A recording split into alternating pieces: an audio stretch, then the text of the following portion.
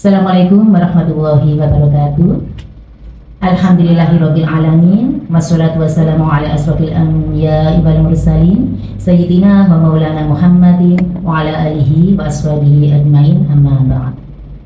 Pemirsa yang berbahagia dimanapun saat ini Anda berada, alhamdulillah di pagi hari yang sangat cerah ini kami bisa hadir menemani Anda dalam program acara podcast dakwah IPARI Kementerian Agama Kabupaten Sidoarjo, terhikmat untuk umat. Di kesempatan pada pagi hari ini, yang tentunya kami harapkan pada acara kali ini dapat membawa kebaikan dan kemanfaatan bagi kita semua. Amin, amin ya robbal alamin.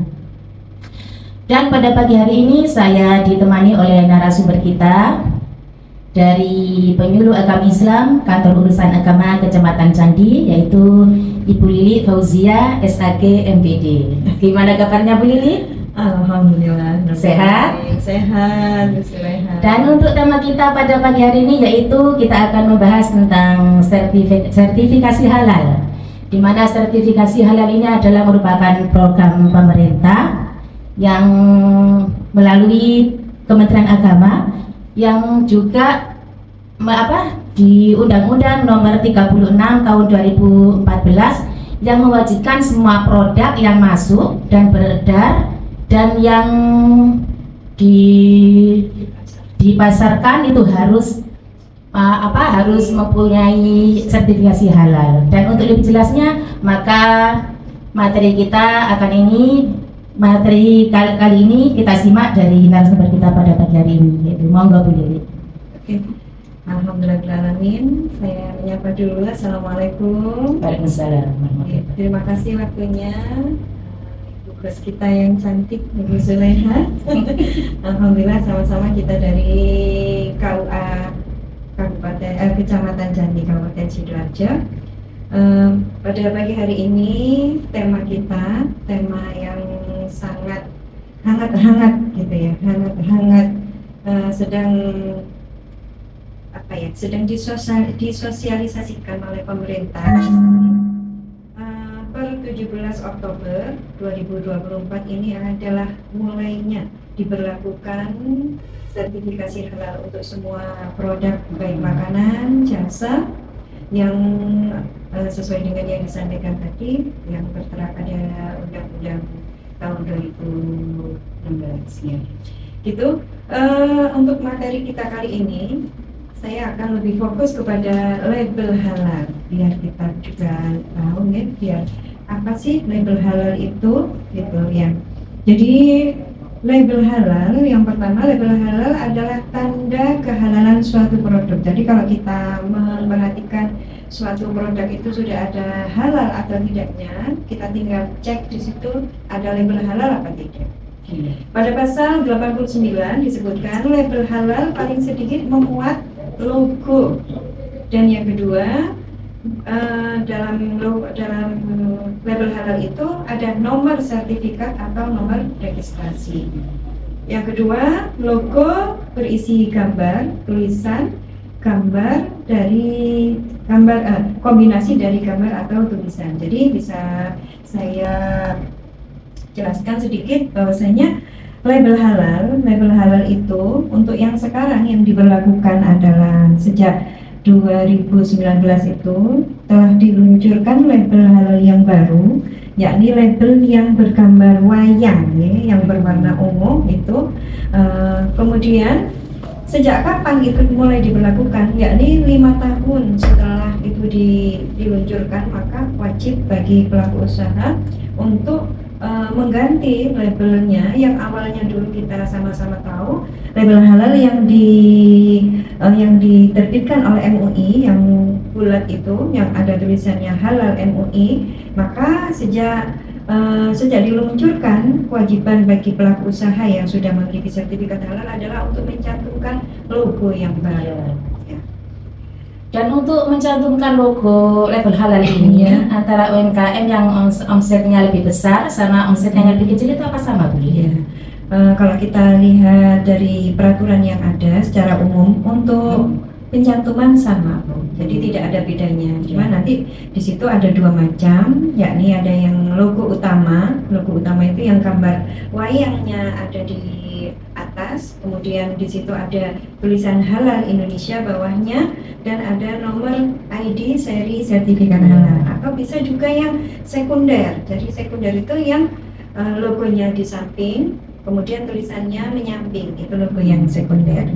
Untuk logo tetap sama, Bu, cuman untuk ini aja pencantuman di produk yang beda ya. Jadi pada ketentuan ini disebutkan bahwasanya pada pasal 91 ada pengecualian, yakni label halal dicantumkan pada kemasan produk. Jadi kemasan produk, kalau umpama itu contohlah roti gitu ya, roti tidak mungkin label halalnya ditaruh di rotinya, tapi ditaruh di kemasannya.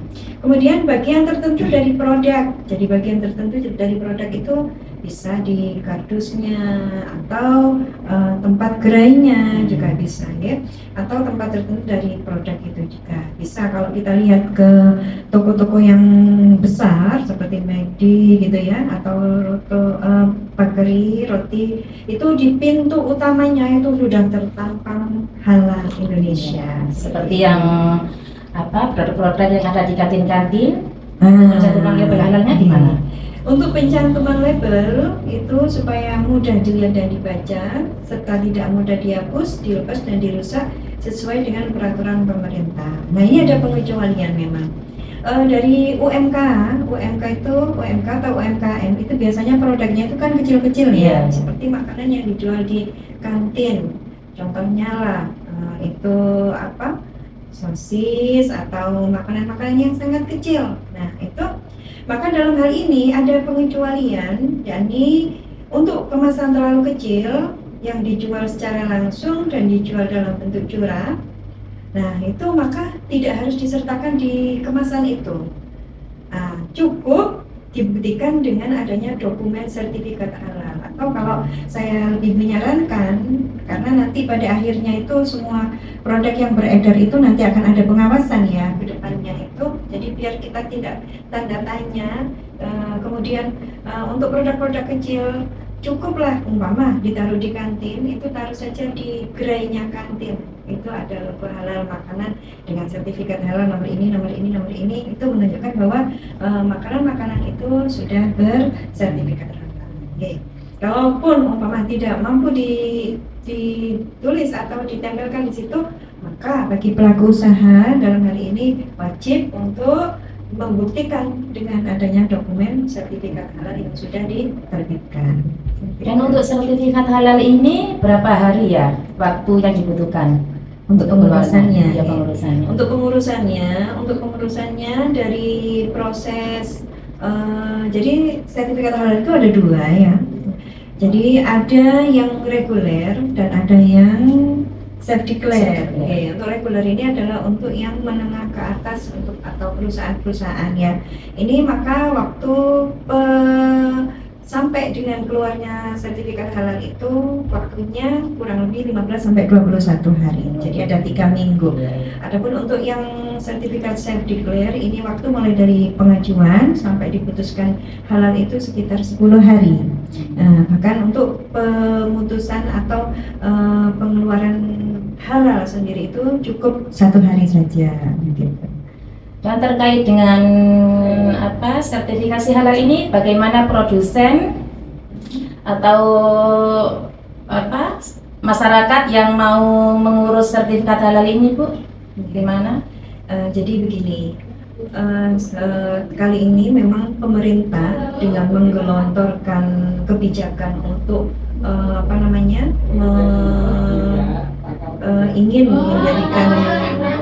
menjadikan Indonesia itu sebagai salah satu negara yang halal gitu ya, negara halal di dunia, karena didasarkan pada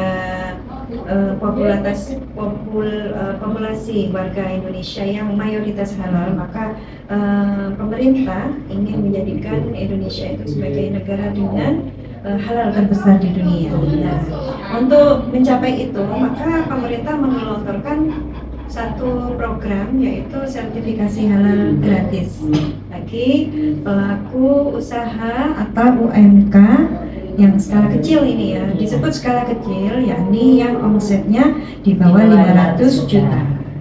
Jadi bisa seperti pengusaha-pengusaha kantin yang naruh makanan di kantin atau orang jualan-jualan UMK itu bisa. Nah, apa yang bisa mereka lakukan yakni bisa menggunakan fasilitas self declare. Self declare itu adalah pengurusan yang berbiayanya 0 rupiah. Gitu. Jadi untuk saat ini bisa kami informasikan bahwa self declare itu tetap berlaku, tetap diberlakukan. Pemerintah membuka keran itu, tapi untuk saat ini di tahun 2024 ini masih ada belum dibuka kembali, ya rencananya 2025. Tapi pelaku usaha tetap saja melakukan pendaftaran pada para pendamping halal supaya nanti ketika itu dibuka kembali maka kita tinggal memasukkan data-data saja. Seperti itu. Okay. Itulah tadi pemaparan tentang sertifikasi halal yang disampaikan oleh narasumber kita pada pagi hari ini, yaitu Ibu Lili Fauzia. Mengapa halal itu penting bagi kita? Karena makanan halal merupakan inti dari jati diri seorang muslim. Al-Quran di dalam surat Al-Baqarah ayat 168, hai sekalian manusia, makanlah makanan yang halal dan baik dari apa yang terdapat di bumi. Mudah-mudahan materi kali ini bermanfaat bagi kita semua. Akhirul kalam, wa huwal muwaffiq ila aqwamit thoriq. Wassalamualaikum warahmatullahi wabarakatuh. Waalaikumsalam.